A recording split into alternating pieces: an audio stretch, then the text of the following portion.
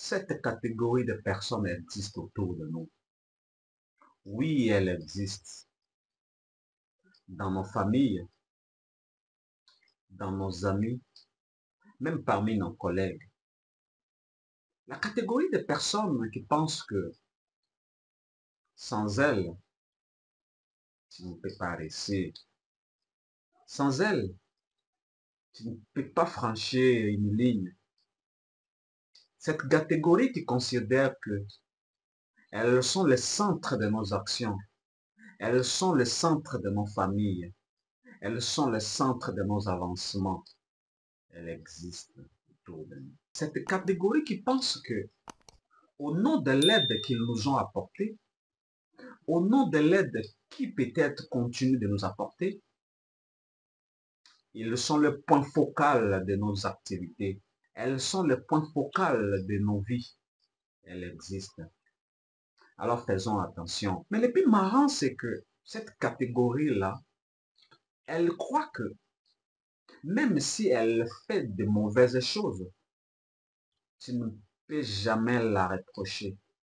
Tu ne peux jamais donner ton avis simplement parce qu'elle a acheté ton silence au nom de l'aide qu'elle t'a apportée. Et le plus mauvais dans ça, c'est que même à un certain moment que tu décides quand même de les rappeler de leurs bêtises, elle te rappellera de ce qu'ils t'ont fait. Elle te rappellera des bienfaits ou de l'aide qu'elles t'ont apporté. Ça devient du chantage.